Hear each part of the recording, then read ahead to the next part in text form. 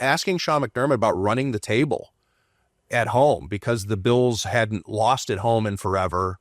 And the idea of, how great it would be to make this a Super Bowl season in the last year at Highmark Stadium. And it was just as a matter of fact, the Bills were going to do all these, maybe not get to the Super Bowl part because Sean McDermott doesn't talk like that, but Sean McDermott did not avoid the question about running the table at home.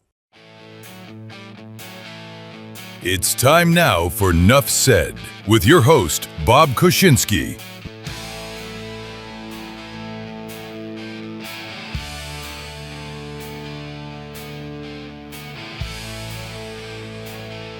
Bob's guest is the Buffalo Bills beat writer for The Athletic, Mr. Tim Graham.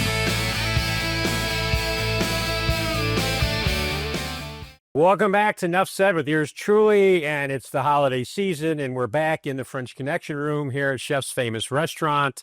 And I also want to do a shout out to WEC Radio, who is a sponsor also of the Nuff Said podcast. I love WEC. I love Buddy Shula and Donnie Thomasul and the boys out there. I love the tunes, and I can't wait till they start playing some Christmas music. But right now we have with us Tim Graham, who the beard shows he's been around Buffalo for a while. He certainly knows his stuff. He works for The Athletic. And Tim, thanks so much for being with us on this busy week. I have gotten so many comments recently on the beard. I've had this beard for 5 years, and I think I obviously need a trim or something because people are noticing it now. Vic Carucci, we were in the press box for the most recent Bills game, and he said, "Tim, I like the beard." And I said, "I've had it for 5 years." But I also heard from Janine Talley. She was saying that she liked the beard.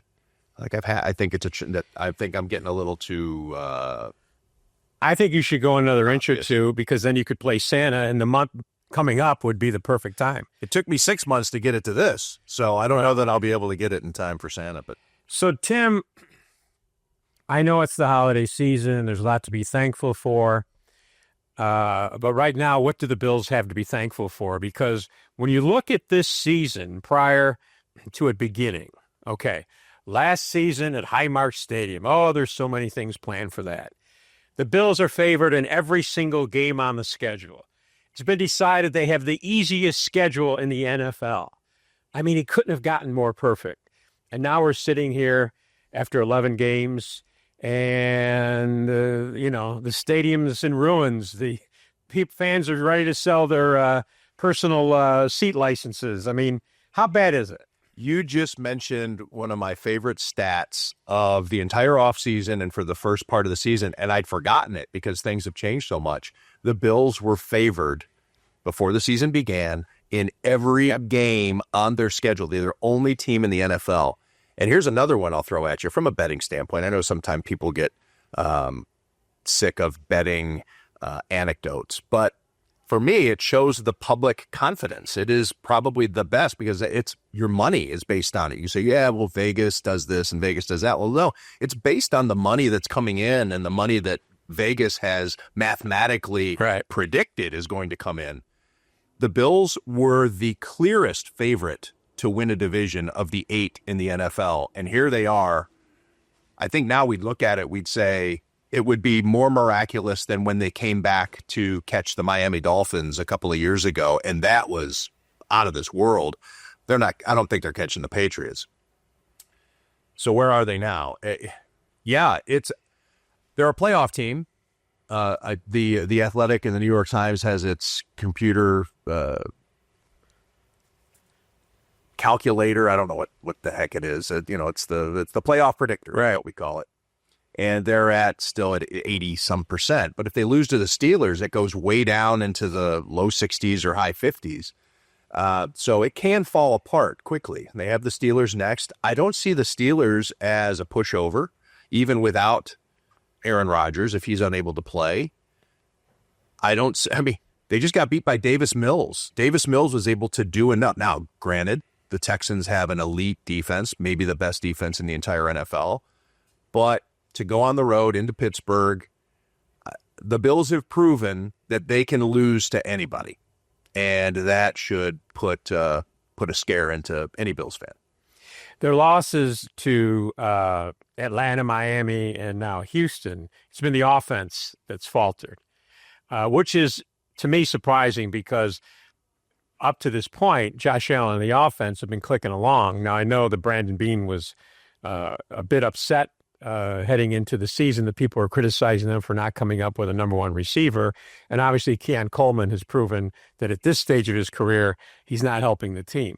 So the defense has been pretty much decimated by injuries. Not so on the offense. Kincaid has been a miss. I mean, they miss him because he's the only guy that seems to be able to beat, man-to-man coverage consistently. What's happened to the offense? It is fascinating. And they are missing Dalton Kincaid, but they were missing him last year too. He missed chunks of last season. Everybody's pretty much the same. Yes, you subtract Mac Hollins, Amari Cooper, although he didn't produce on the stat sheet, made defenses guard against him, and that opened things up for the offense. So he was at least a threat. The Bills don't have a threat. And I mentioned this maybe a month ago and heading into the Chiefs game, that I think it's getting to the point that defensive coordinators, as crazy and blasphemous as this might sound, are going into games saying, let's make Josh Allen beat us. The reigning MVP, maybe the most dangerous dual threat quarterback in NFL history. I mean, we could argue that. Was it Cam Newton? Was it Randall Cunningham? I don't know. Fran Tarkenton, I guess you could say, guys who could do it with their legs. But Josh Allen, I think even statistically or by the eyeball test, you could say, I mean, this guy, it's just virtually impossible to stop. Well, he's been easy to stop this year, and that's because he doesn't have the help. The offensive line's intact. They didn't lose anybody there. It's all the same guys. They've not only the same, but they've remained healthy. I know that Spencer Brown hurt his shoulder the last game and looked awful at the end of that game because of it. But that's just a blip when you're talking about 11 games already.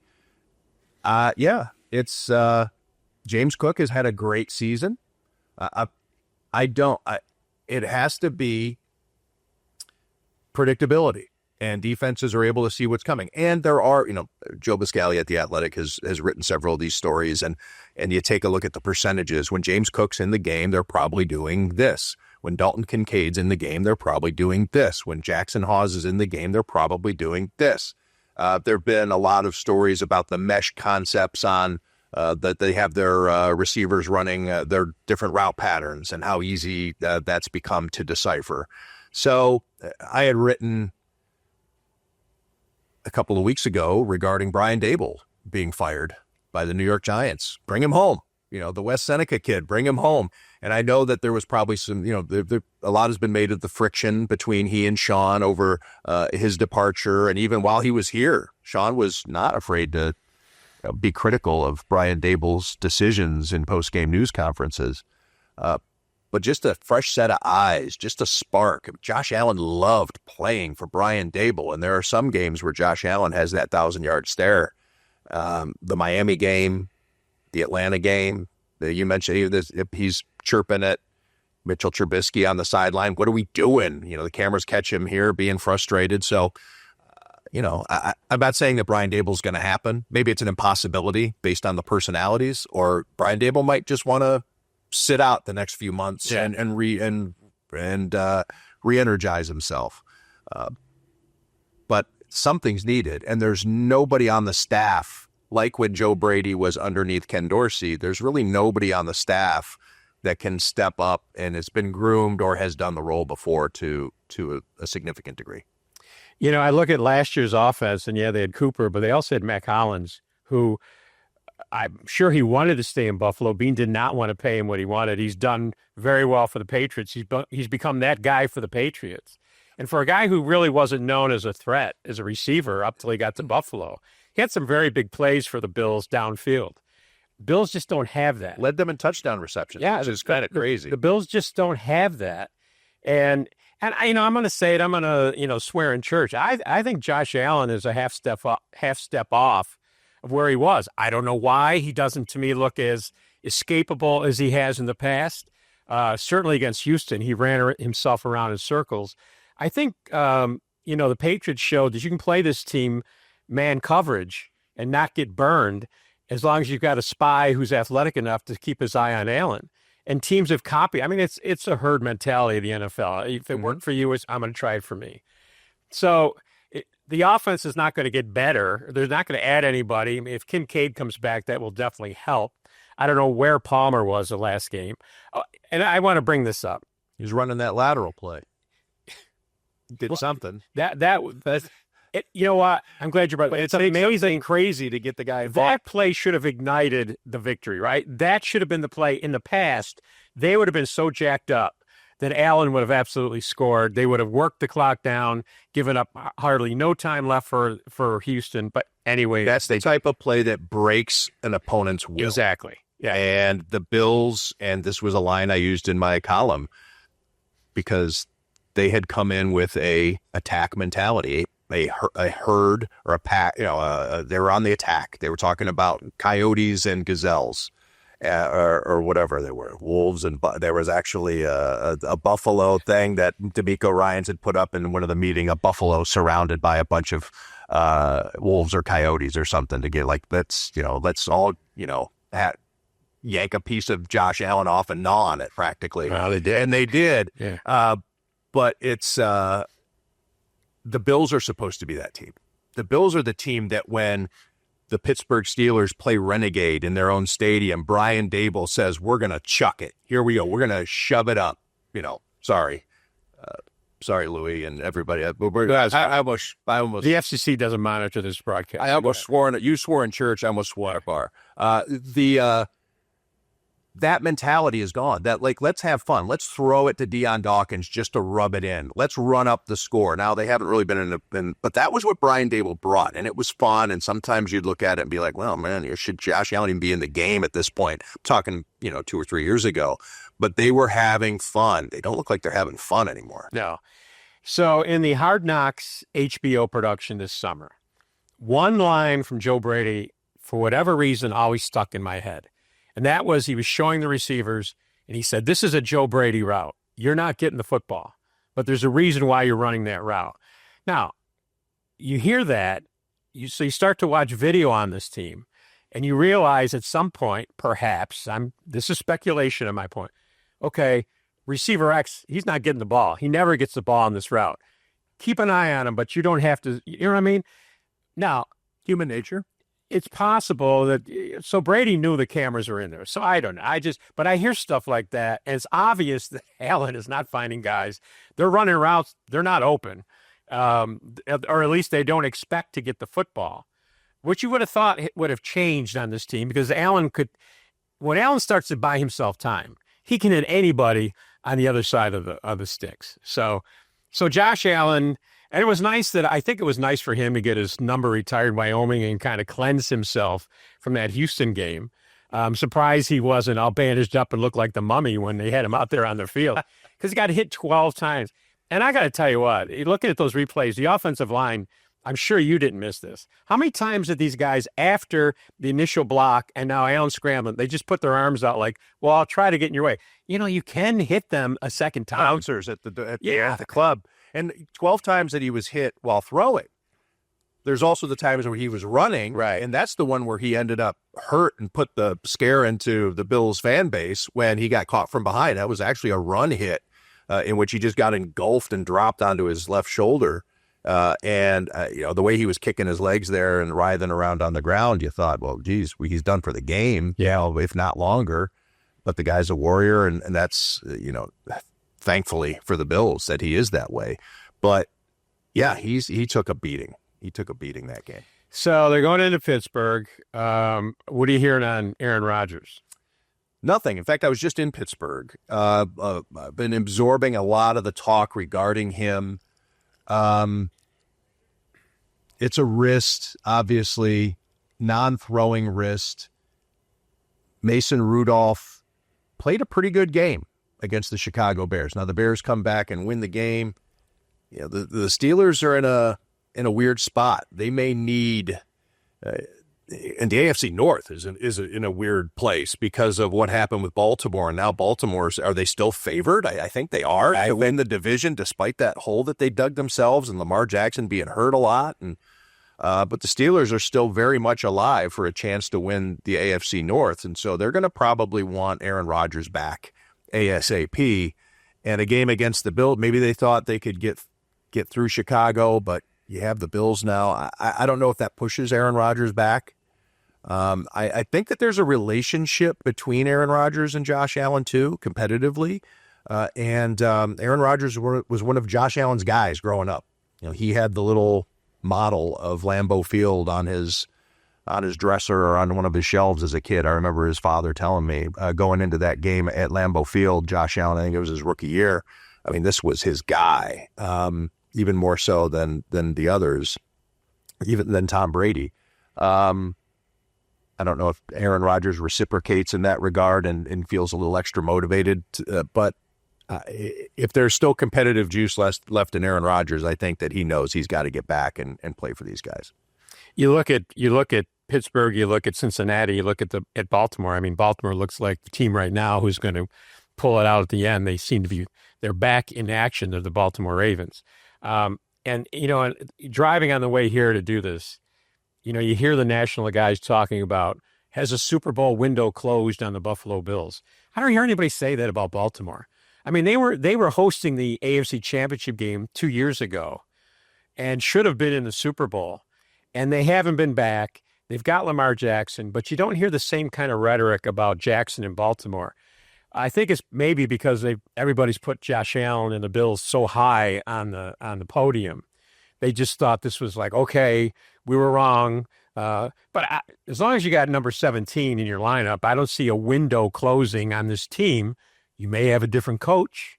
You may have a different general manager, but we've seen in the past we've seen Peyton Manning go from one organization to another. Well, of course, that wouldn't be good for the Bills if Josh Allen left. But, my point is, as long as you got the quarterback. So, I see this team is losing at least 3 more games on the schedule based on how they play. They play much worse on the road than they do at home. Your take?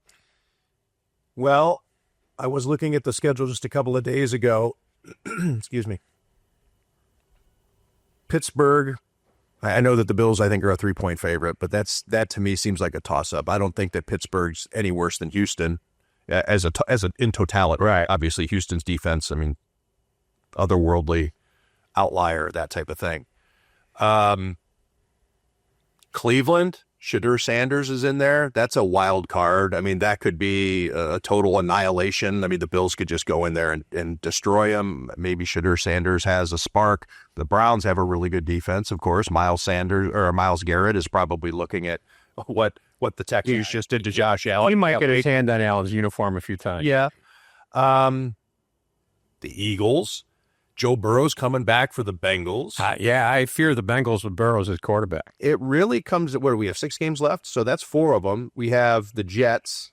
Okay, give them a win there. Give the Bills a win there. And what's the other one? The Patriots. Yeah. The Patriots. Yeah, I don't see them beat New England at New England. And New England's coming off a bye week. Yes, that's another tough one. The Bills certainly aren't going to win the AFC East. And I think we're looking at if they make the playoffs or not.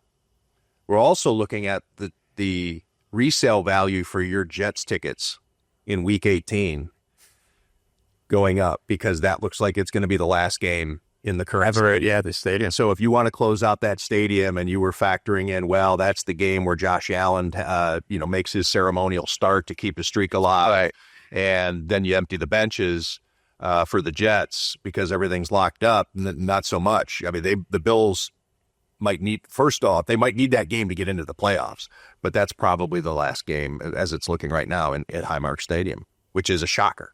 I recall earlier in the season, I'd have to go back and look and see exactly whether it was maybe 2 weeks in or 3 weeks in. John Morrow of the Associated Press, who I sit next to in the media room, and he wasn't the only one. There had been other forms of this question being asked. We're asking Sean McDermott about running the table at home because the Bills hadn't lost at home in forever.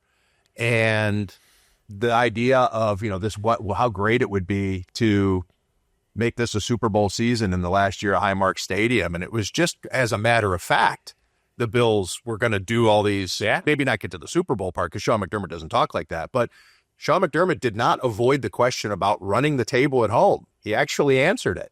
It wasn't like, well, one game at a time or, that's too far off in the future. he was like, yeah, that would be something if we could pull that off. And now it's unfathomable. You know, I look at Sean McDermott and I look at Brandon Beane, and obviously they're doing a lot of head scratching. Now, it's different for Beane because, you know, he says we hear stories that he tried to bring in a receiver, right? He tried to bring in, what's his name from Miami? He didn't want to give up the second. Jalen Waddle. Didn't want to give up the second first-round pick. Quentin Williams, a defensive tackle from the Jets. I had a good source tell me that there was a possibility of Deebo Samuel. I don't know. That doesn't do much for anybody, but there was at least another receiver. I'm sure he was pulling at all kinds of threads around the entire NFL. So that's the question. Why was there not a sense of urgency to make that move? To make that move that a team like the Rams has done in the past, to say, you know what, it's put up or shut up. If we think we're this good, we have to finish the job, and we're gonna ransom the future a bit to be good right now. Why do you think that didn't happen? And do you think ownership was a part of that? When it comes to the Bills, unlike the Sabres, I believe that the Bills have autonomy from Terry Pagula. When I say the Bills, I'm talking about Brandon Beane, Sean McDermott. He trusts those guys to do it. They have done it. They've proven they could do it, and he lets them do it. That's the culture. It was that was agreed upon when Sean McDermott took the job, and it's unfolded in such a positive way that that's the way it is, as far as that's my understanding. Sabres is different, and the Sabres, you know, Terry owns two teams, and he wants to at least enjoy being the owner of one, right? So of course he's got, and the Sabres are his. Everybody calls that his baby, which everybody says, well, finish the metaphor there, but putting it in the basket and getting caught in the reeds down the river or whatever other one you want to use. Is that what you guys talk about? Yeah, I was biblical with my metaphor. When you're having coffee in the writer's room, is that the kind of stuff you talk about? Usually I save those for myself. I want to keep that in a story. I don't want to share it. But yeah, you could get a little more gruesome if you wanted. But the sense of urgency, as you put it, I'm not so sure they weren't urgent. I think it takes two to tango, and all the different sayings that get used when you can't get the job done. You get boxed out sometimes. They waited too long. Perhaps it was arrogance in the beginning of we have what we need, and everybody else, just giving the finger to everybody who thought or was going to criticize that they didn't have everything they need. My story, my season preview story that ran the week of the opener was about Josh Allen, the monolith. And the reason that he won the MVP last year, even though his stats weren't quite as good as Lamar Jackson's, you could debate. Yeah. But the reason he got the votes for that, while Lamar Jackson was the first-team All-Pro, was because he didn't have help. He got the Bills subtracted from his arsenal, and he thrived. No Stephon Diggs, no Gabriel Davis. There were some others. No Mitch Morse, the captain. All these people. Whereas Lamar Jackson, they added Derrick Henry. They added to him. So he's this monolith. And there was this trap of this being is that he is just going to be able to do it all. And I interviewed, various people who were saying you can't bank on this guy to do it all. Carmen Policy was the main voice in that article. Carmen Policy, the former San Francisco 49ers executive who oversaw, Joe Montana and Steve Young and all these guys, and then went to the rebirth of the Cleveland Browns under that. His son now running the Green Bay Packers. So, this guy's plugged in, and he's seen it, and he knows it. And he's like, yeah, it's great that this guy won the MVP because he can do it all. You don't want him to do it all. He's not supposed to do it all. And it becomes, it erodes him as a player. Obviously he's not taking 12 quarterback hits a game, but he's taken hits. We haven't seen him hurdling anybody this year. At some point, Josh Allen can't do those things that have made him Superman.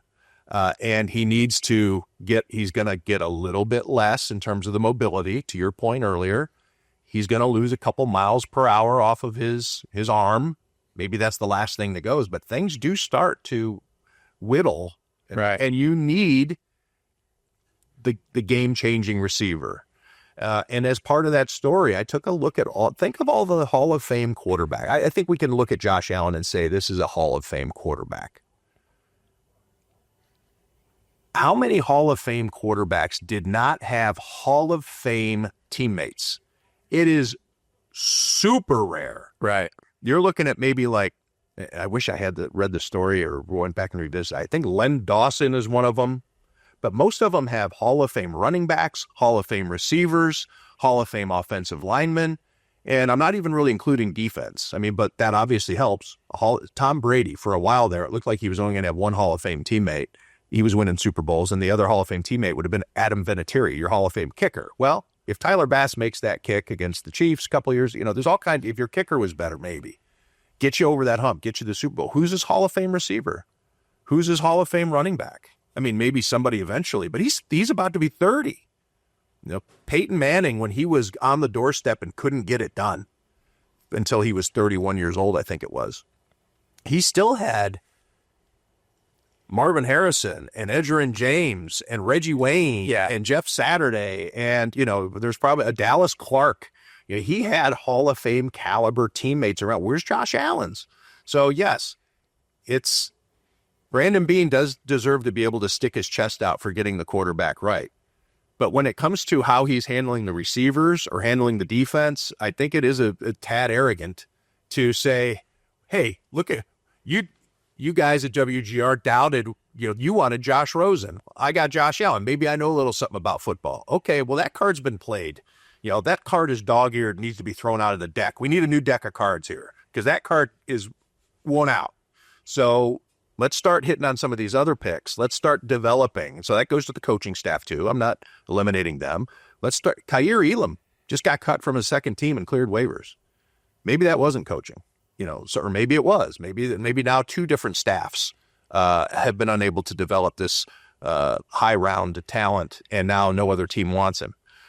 So, yeah, it's Josh Allen. I guess that's my long-winded way of saying Josh Allen needs help. Which is why we sit down here. Okay, we just say, Josh Allen needs help. All right, thanks for watching, everybody. Right, nobody knew that. Now, I've talked about this a number of times because I think that the franchise has driven home with Josh Allen and everybody else in that locker room. He is the franchise. He doesn't play in the preseason. We don't want him running the ball during the regular season. Everything is saving him for the playoffs. I mean, he's Joey Bosa, but he's the quarterback. Well, they were supposed to save Joey Bosa, but I don't know if this guy will have anything left for the playoffs because he's playing. It seems like he's playing almost. They need him. Yeah, why they signed Shaq Lawson? Yeah, well, somebody to give him a breather. But I think when Allen sits on that bench and he's not playing 110%, he's looking around like, oh man, it's all on me. It's all on me. And that's why I said that last year, that AFC loss in the championship, Kincaid wasn't an easy catch, but he doesn't make that catch in his arms. Allen doesn't have other players that bail him out like some of the great all-time quarterbacks. I mean, you look at Terry Bradshaw in the Super Bowl, Len Swan with the acrobatic. I mean, who does Allen have? A couple of years ago, Diggs, here at the stadium against the Chiefs, he drops the ball, would have been a touchdown to give instead, and then Bass misses the field goal on the same drive. You can go on and look at the big games, 13-second game. He did everything he could do. The defense wasn't there. The defensive coaches weren't there.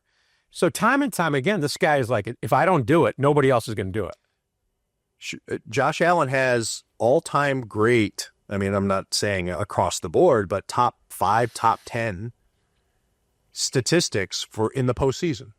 So there is the